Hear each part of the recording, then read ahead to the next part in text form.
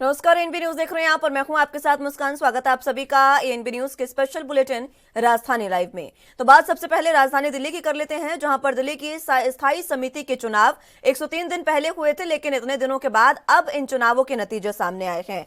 आपको बता दें कि दिल्ली नगर निगम के स्थायी समिति के सदस्यों के चुनाव 103 दिन बाद नतीजे आखिरकार घोषित किए गए हैं। हाईकोर्ट के आदेश के बाद महापौर डॉक्टर शैली ओबरॉय ने चुनाव के नतीजे घोषित करने की मंजूरी दे दी है।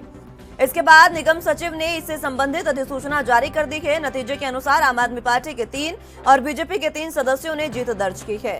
स्थायी समिति के चुनाव 24 फरवरी को हुए थे। इसमें एक वोट रद्द करने को लेकर विवाद हुआ था। इसमें महापौर ने पुनः 27 फरवरी को चुनाव कराने का आदेश दिया था। इसके खिलाफ बीजेपी पार्षद कमलजीत सहरावत और शिखा ने हाईकोर्ट में याचिका दायर की थी, जिस पर तुरंत हाईकोर्ट ने पुनः चुनाव कराने पर रोक लगा दी थी। 23 मई को हाईकोर्ट ने चुनाव प्रक्रिया को सही पाया था, साथ ही पुनः चुनाव की जरूरत को खारिज कर दिया था। कोर्ट महापौर को तुरंत प्रभाव से चुनाव नतीजे जारी करने का निर्देश दिया था, इसके बाद निगम सचिव कार्यालय ने महापौर को हाईकोर्ट के आदेश का हवाला देकर महापौर से नतीजे स्वीकृत करने की मांग की थी। निगम सदन की बैठक से कुछ देर पहले ही महापौर ने स्वीकृति दे दी और निगम सचिव ने इससे संबंधित अधिसूचना भी जारी कर दी। उत्तर प्रदेश की योगी सरकार के लाख प्रयासों के बाद भी सरकारी कर्मचारी सुधरने का नाम नहीं ले रहे हैं। इन कर्मचारियों का ड्यूटी आने का ढर्रा वर्षों पुराना है, जिसे अब वो बदलना नहीं चाहते हैं, या यूं कहें कि हम नहीं सुधरेंगे। अपनी मनमानी कार्यशैली के आदती अफसरों के लिए शासन के निर्देशों का भी कोई असर नहीं है। आपको बताते चले कि मुख्यमंत्री योगी आदित्यनाथ की ओर से कर्मचारियों को नियमित रूप से कार्यालय में उपस्थित होने के निर्देश दिए गए थे। मुख्य सचिव ने सभी अपर मुख्य सचिवों, प्रमुख सचिव, मंडलायुक्त, जिलाधिकारी और सभी विभागाध्यक्षों को पत्र भेजकर यह कहा है कि कार्यालय का समय सुबह 9:30 बजे से शाम 6 बजे तक का है। बीच में आधा घंटा यानी दोपहर का 1 से 1.5 घंटा भोजन के लिए रखा गया है। सुबह 10 बजे परिवहन आयुक्त कार्यालय में काम शुरू होने का नियत वक्त है, लेकिन गुरुवार को सुबह 10 बजे जब हमारे संवाददाता ने ऑफिस का मुआयना किया तो कई कर्मचारी और अफसर गायब दिखे।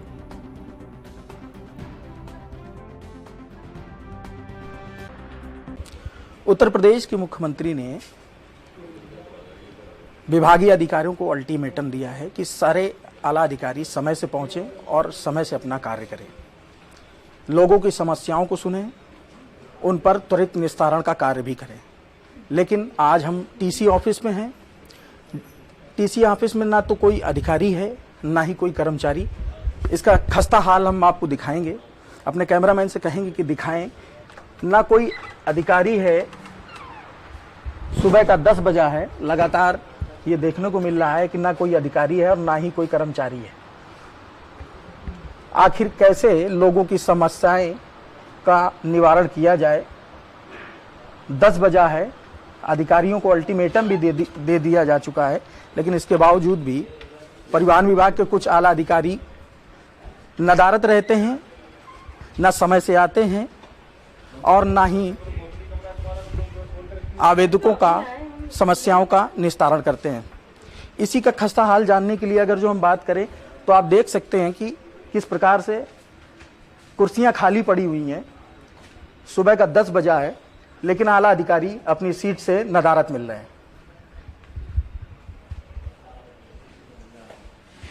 बस छोटे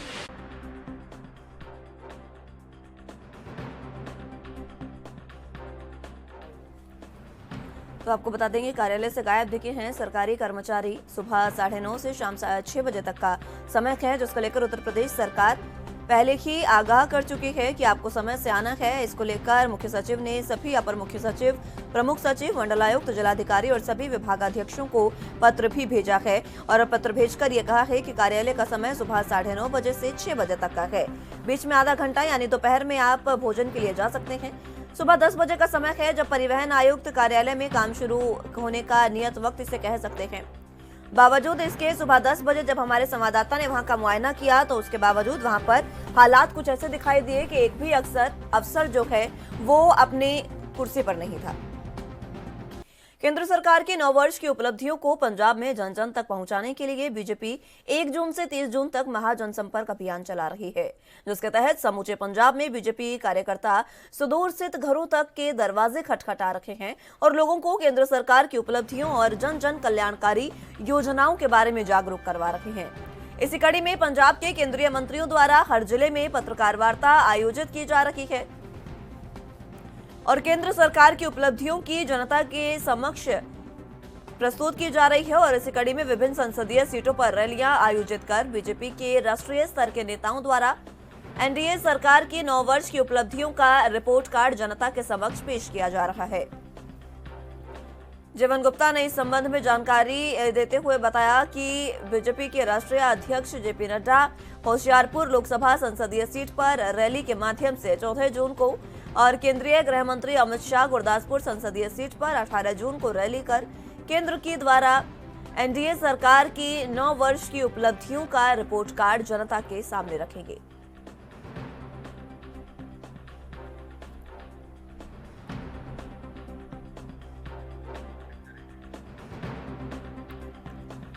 तो आपको बता दें कि पंजाब में अब पूरे तरीके से बीजेपी ने कमर कस ली है और क्योंकि लोकसभा चुनाव है तो यही वजह है, क्योंकि बीजेपी के केंद्र सरकार के कार्य है उसको 9 साल पूरे हो गए हैं और इन 9 सालों की उपलब्धियां लगातार तमाम बड़े नेता आम जनता तक पहुंचा रहे हैं, चाहे फिर वो रैलियों के माध्यम से हो, आम जनता के घरों का दरवाजा खटखटाने से हो या फिर किसी और माध्यम से। हर तरीके से जनसंवाद किया जा रहा है और लोगों को यह बताया जा रहा है कि बीजेपी सरकार की उपलब्धियां क्या है। यही उपलब्धियां पंजाब के लोगों को बताने के लिए खुद बड़े नेता यहां पर आ रहे हैं। होशियारपुर लोकसभा सीट पर आपको बता दें कि जेपी नड्डा की रैली प्रस्तावित है। 14 जून को वह रैली करने के लिए आएंगे और रैली के माध्यम से लोगों को संबोधित करेंगे और अपना रिपोर्ट कार्ड जनता के सामने रखेंगे। उधर अगर बात करें केंद्रीय गृह मंत्री अमित शाह की, तो वो गुरदासपुर संसदीय सीट पर 18 जून को रैली करने वाले हैं और रैली कर केंद्र की तमाम 9 वर्ष की जितनी भी उपलब्धियां हैं उसका रिपोर्ट कार्ड जनता के सामने पेश करेंगे, जनता के सामने रखेंगे और आने वाले चुनावों के लिए वोट भी मांगते नजर आएंगे। आपको बता दें कि तमाम बीजेपी के बड़े नेता पंजाब आ रहे हैं और लोगों को जागरूक कर रहे हैं, लोगों को बता रहे हैं कि केंद्र सरकार ने आम जनता के समर्थन में क्या कुछ किया है।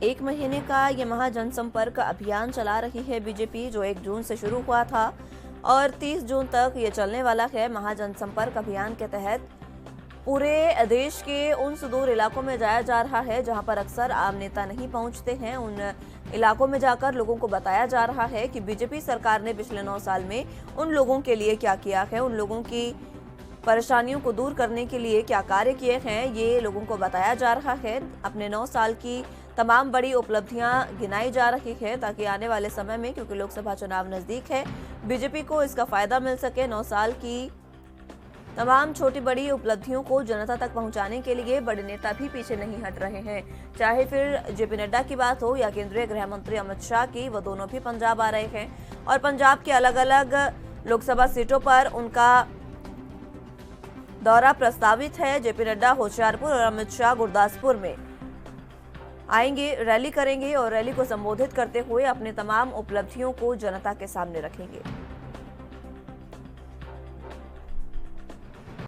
महाराष्ट्र नवनिर्माण सेना के महासचिव और प्रवक्ता संदीप देशपांडे के खिलाफ दादर में प्रदर्शन करने और औरंगजेब का पुतला जलाने का मामला शिवाजी पार्क पुलिस स्टेशन में गुरुवार को दर्ज किया गया है। इस मामले में देशपांडे सहित 8 अन्य लोगों को आरोपित बनाया गया है।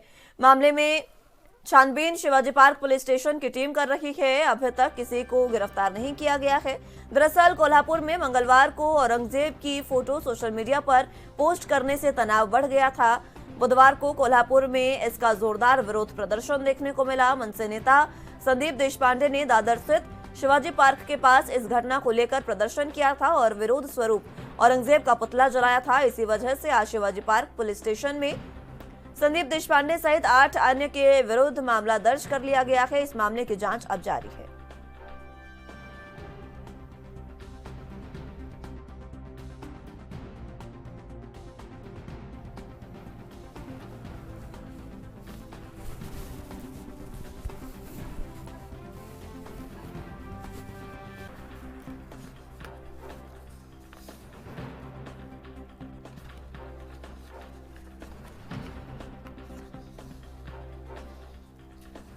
तो आपको बता दें कि महाराष्ट्र नवनिर्माण सेना के महासचिव और प्रवक्ता संदीप देशपांडे के खिलाफ दादर में प्रदर्शन और औरंगजेब का पुतला जलाने के खिलाफ मामला दर्ज कर लिया गया है। शिवाजी पार्क पुलिस स्टेशन में गुरुवार को यह मामला दर्ज किया गया। इस मामले में देशपांडे सहित 8 अन्य लोगों को आरोपित बनाया गया है। मामले की छानबीन शिवाजी पार्क पुलिस स्टेशन की टीम कर रही है। आपको बता दें कि औरंगजेब की फोटो जो है, टीपू सुल्तान की फोटो सोशल मीडिया पर पोस्ट करने पर यह बवाल हुआ था। जैसे ही फोटो पोस्ट की उसके बाद ये बवाल हुआ। इसका जमकर विरोध भी किया गया और इस विरोध में मनसे के महासचिव संदीप देशपांडे भी शामिल हुए। उन्होंने भी विरोध किया और इसके बाद उन पर अब मामला दर्ज किया गया है। शिवाजी पार्क पुलिस स्टेशन में ये मामला दर्ज किया गया है क्योंकि संदीप देशपांडे की बात करें तो वहीं पर पुलिस थाने के पास ही उन्होंने ये प्रदर्शन किया था और औरंगजेब का पुतला भी जलाया था। मुख्यमंत्री पुष्कर सिंह धामी ने अधिकारियों को बागवानी विकास की योजनाओं को धरातल पर लाए जाने के लिए मिशन मोड में कार्य करने के निर्देश दिए हैं। उन्होंने निर्देश दिए कि योजनाओं के क्रियान्वयन में मजबूत इच्छा शक्ति के साथ प्रदेश हित को ध्यान में रखा जाए। उन्होंने प्रदेश में सेब और कीवी उत्पादक क्षेत्रों का चिन्हीकरण कर इससे जुड़े किसानों की समस्याओं को त्वरित ढंग से समाधान किए जाने के साथ ही विषय विशेषज्ञों के साथ विभागीय टीम गठित कर इस संबंध में जमीनी जरूरतों का समाधान करने के भी निर्देश दिए हैं। मुख्यमंत्री ने विभागीय योजनाओं के क्रियान्वयन से संबंधित बैठकों को मात्र कोरम पूरा करने का मामला नहीं बल्कि योजनाओं को धरातल पर क्रियान्वित करने का माध्यम बनाए जाने के भी निर्देश अधिकारियों को दिए गए हैं। मुख्यमंत्री ने 15 दिन के बाद इस संबंध में पुनः समीक्षा बैठक आयोजित करने के भी निर्देश दिए हैं।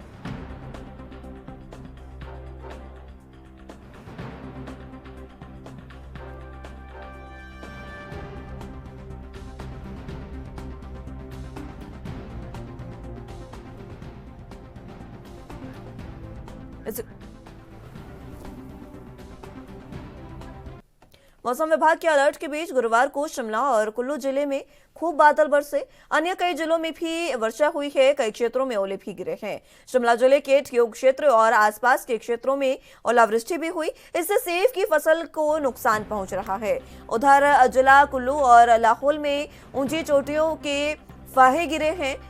मौसम विज्ञान केंद्र शिमला के अनुसार प्रदेश के मध्य और उच्च पर्वतीय कई भागों में 12 जून तक मौसम खराब बना रहने की संभावना है। इस दौरान कुछ भागों में बारिश और संभावना है। 12 जून के लिए अंधड़ चलने का येलो अलर्ट जारी कर दिया गया है। मैदानी और निचले पर्वतीय क्षेत्रों में 9, 10 और 11 जून यानी आज से मौसम के शुष्क रहने के भी आसार हैं।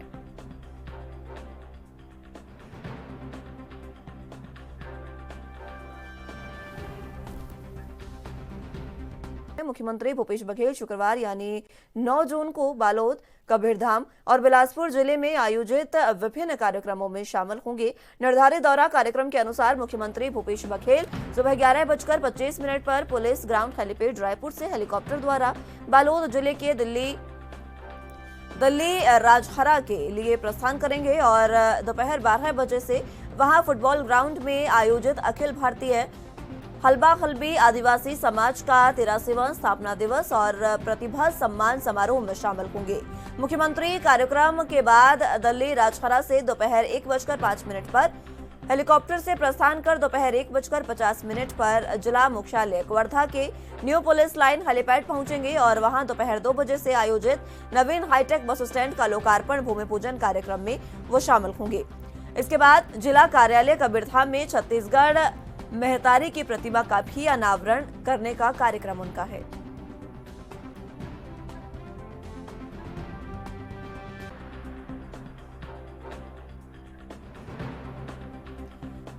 तो आपको बता दें कि मुख्यमंत्री भूपेश बघेल 3 जिलों के दौरे पर है। कई कार्यक्रम उनके प्रस्तावित हैं, कई कार्यक्रमों में वो शिरकत करेंगे। आपको बता दें कि आज का उनका ये दौरा है, जिसमें बालोद, कबीरधाम और बिलासपुर जिले में आयोजित विभिन्न कार्यक्रमों में मुख्यमंत्री भूपेश बघेल शिरकत करेंगे।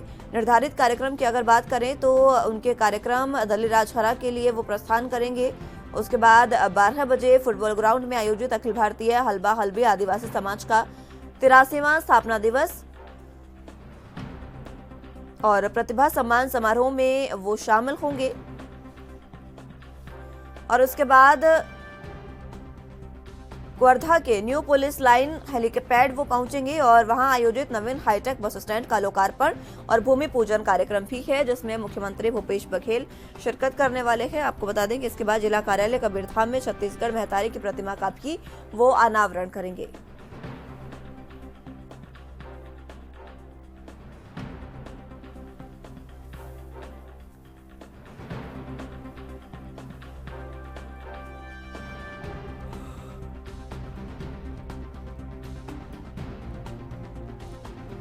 मुख्यमंत्री भूपेश बघेल आज बालोद, कबीरधाम और बिलासपुर जिले में आयोजित विभिन्न कार्यक्रमों में शामिल होंगे। निर्धारित कार्यक्रम के अनुसार मुख्यमंत्री भूपेश बघेल 11:25 पर निकलेंगे रायपुर से और उसके बाद लगभग शाम 4 बजे तक के उनके तमाम कार्यक्रम हैं।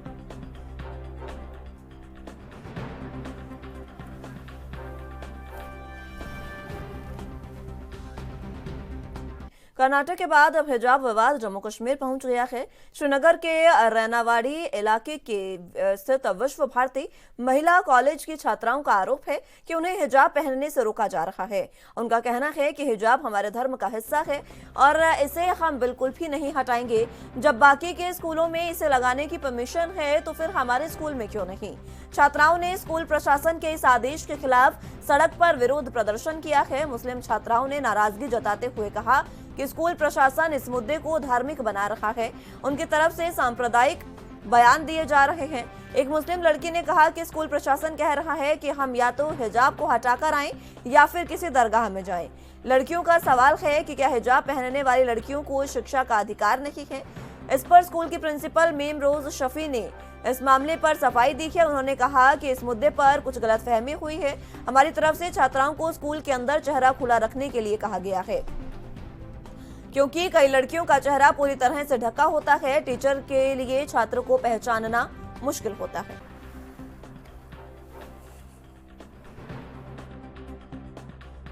क्या स्टेटमेंट? देखिए, कॉलेज और यूनिवर्सिटी में एक यूनिफॉर्म हायर सेकेंडरी है, जो भी है कॉलेज, अगर हमारा विश्व भारती है या कोई भी कॉलेज है, अगर आप देखेंगे कि यूनिफॉर्म का पहनना बहुत ज़रूरी होता है, लाजमी होता है, क्योंकि एजुकेशनल इंस्टीट्यूशंस में तभी एक यूनिफॉर्मिटी रहती है जब वहाँ पे यूनिफॉर्म पहनी जाए और एक कोड के तहत college, university, court, doctor, teacher सारा काम करते हैं। अगर डॉक्टर्स के ऊपर एप्रन सफ़ेद ना हो तो वो हमें डॉक्टर नहीं दिखेगा।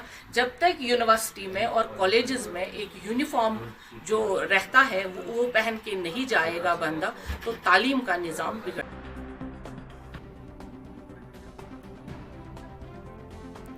तो आपको बता दें कि कर्नाटक के बाद अब हिजाब विवाद जम्मू कश्मीर पहुंच गया है। एक स्कूल में छात्राओं का ये आरोप है कि उन्हें हिजाब पहनने से रोका जा रहा है, लेकिन स्कूल प्रिंसिपल का सिर्फ इतना सा कहना है कि उन्हें हिजाब पहनने से नहीं रोका गया है। सफ़ेद हिजाब पहन सकते हैं और स्कूल की एक यूनिफॉर्म है, यूनिफॉर्म के अकॉर्डिंग बस उन्हें कहा गया है स्कूल के अंदर, ताकि उनका पहचान हो सके, उनके चेहरे की पहचान हो सके। क्योंकि जिस तरीके से संवाददाता रविंद्र ने बताया कि कई बार ऐसा होता है कि लड़कियां एक दूसरे के अटेंडेंस पे लगवा देती हैं, जिसकी वजह से पारदर्शिता नहीं रह पाती।